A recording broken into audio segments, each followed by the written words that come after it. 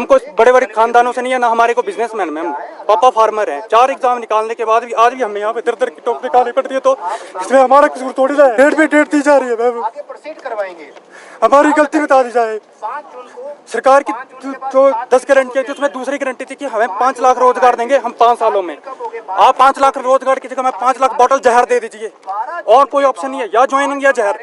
हमीरपुर कर्मचारी चयन आयोग के भंग होने के बाद अभी तक पेंडिंग भर्तियों के रिजल्ट घोषित न होने से नाराज अभ्यर्थियों का सोमवार को शिमला में गुस्सा फूटा। HPSSC के तहत अलग अलग पोस्ट कोड के अभ्यर्थियों ने राज्य सचिवालय के बाहर अनिश्चितकाल धरने पर बैठकर सरकार से जल्द रिजल्ट घोषित करने की मांग की।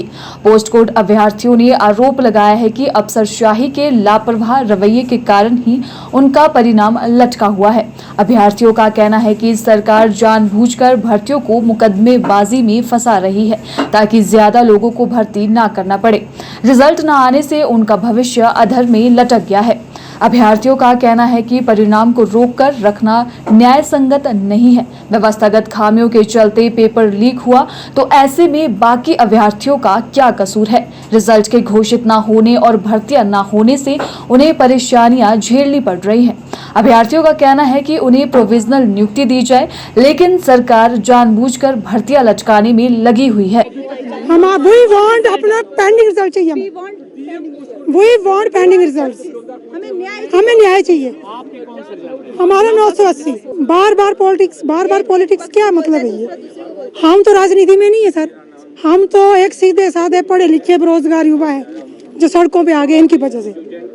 हम क्या मांग रहे हैं? अपना रिजल्ट ही तो मांग रहे हैं, और जिसका मतलब सबसे पहले तैयारी हो चुकी होती है। वित्त विभाग में ये चीज पहले फाइनल हो चुकी होती है, ये पोस्टें निकलेगी। हमारे साथ जो 50% बैच वाइज लोग थे वो लग चुके हैं, 8 महीने से वो नौकरी कर रहे हैं, वो बैच में आए हैं, वो नौकरी कर रहे हैं। और जो पढ़ लिख के जिन्होंने अपना दिमाग खराब किया, अगर आज हमारा भेजा खराब है ना सर, तो इनकी वजह से है, गवर्नमेंट की वजह से खराब है। हमने बार बार इनसे रिक्वेस्ट की है, बार बार की है, हमें बिल्कुल ट्रस्ट नहीं रहा है। अभी या तो हमें जहर दे दो, ले आओ जहर, हम खा लेते हैं इनके सामने, मर जाते हैं। पता तो चले इनको भी कि ऐसे भी मरे हैं हिमाचल में, एक नाम हो जाएगा। ऐसे बोलते हैं पढ़ाई में हिमाचल नंबर 1 है, ये हाल है हिमाचल के। क्या नंबर 1 है? हमारे बच्चे भी हंस रहे हैं, नौकरियां उनको कहाँ मिलेगी जब उनके पेरेंट्स सड़कों पे हैं? तो क्या मैसेज आ रहा है उनको? सर के क्या इनके मतलब जो हमारे सत्ता में लोग बैठे हैं, इनके पास बच्चे नहीं है क्या? वो नहीं आगे जॉब करेंगे? उनको खैर जॉब की जरूरत नहीं, वो तो फिर एक नेता जाएगा, उनकी दूसरी कुर्सी पे दूसरा आ जाता है, उनको तो मिल जाती है सत्ता, हमें थोड़ी मिलेगी। ये है कि वो चीज इनको समझनी चाहिए। अभी इस बार तो इनको समझना ही पड़ेगा। हम नहीं जाने वाले, हमें रिजल्ट चाहिए। मैम हम पोस्ट कोड 962 सेक्टेड कलर के एस्पिरेंट्स हैं, और मैम हमारी सिर्फ पिछले कई बार हम मुख्यमंत्री से मिलने के बाद भी हमारा रिजल्ट बाहर नहीं आया है और नहीं हो रहा है। हमारी सिर्फ DV तक कंप्लीट हो चुका है, हमारी दिसंबर में ज्वाइनिंग हो जानी थी, दिसंबर में रिजल्ट आउट हो जाना था और जनवरी तक हमारी ज्वाइनिंग हो जानी थी। इसके बाद भी मैम अभी तक हम लोग बस सरकारी दफ्तरों के चक्कर काट रहे हैं। पिछले 5 दिनों से हम कभी गुरुद्वारे में सो रहे हैं, कभी धर्मशालाओं में सो रहे हैं, हमारे पास रहने तक का स्थान नहीं है। हर संडे तक को भी मैम हमने हर एक मिनिस्टर, जहाँ तक ब्यूरोक्रेसी की हद होती है, हर एक मिनिस्टर MLA तक से हमने बात करी है। सब बस हमें आश्वासन दे देते हैं कि हाँ हम हमारा आपका मैटर देखेंगे, हमारा आपका मैटर देखेंगे। हमें सिर्फ अब आश्वासन नहीं चाहिए मैम, अब हद हो गई है आश्वासन की।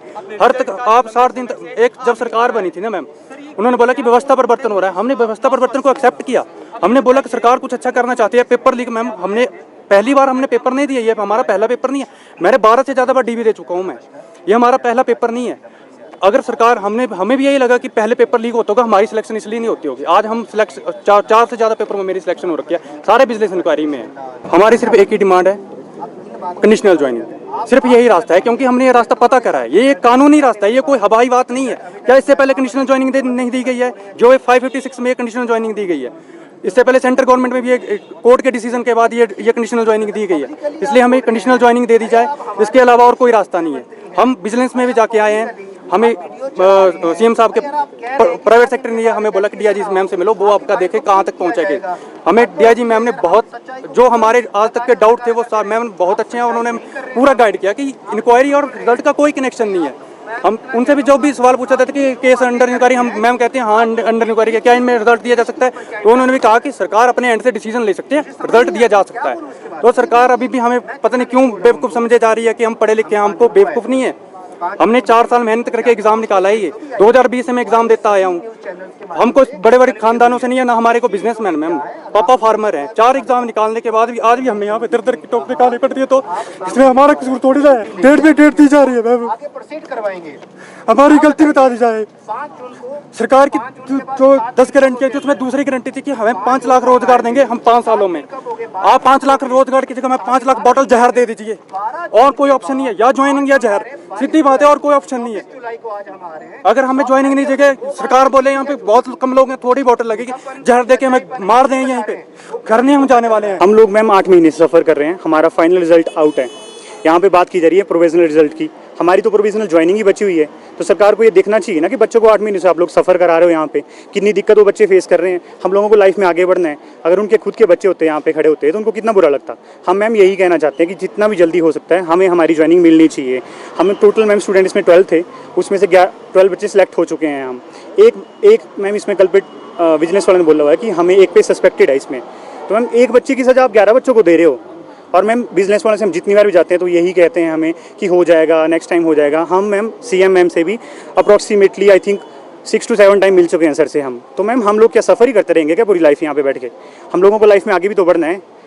बस मैं यही कहना चाहता हूँ कि 977 पोस्ट कोड को जल्दी से जल्दी ज्वाइनिंग मिलनी चाहिए, और हम लेके ही जाएंगे यहाँ से, ऐसे नहीं जाएंगे। हम आज 200 के लगभग कैंडिडेट आए हुए हैं और आज हम 5वीं बार मुख्यमंत्री जी से मिल रहे हैं। इससे पहले भी 4 बार हमें मुख्यमंत्री जी ने आश्वासन दिया और हमने पूरा सम्मान करा उनके आश्वासन का, लेकिन हुआ क्या, सरकार ही झूठी निकली।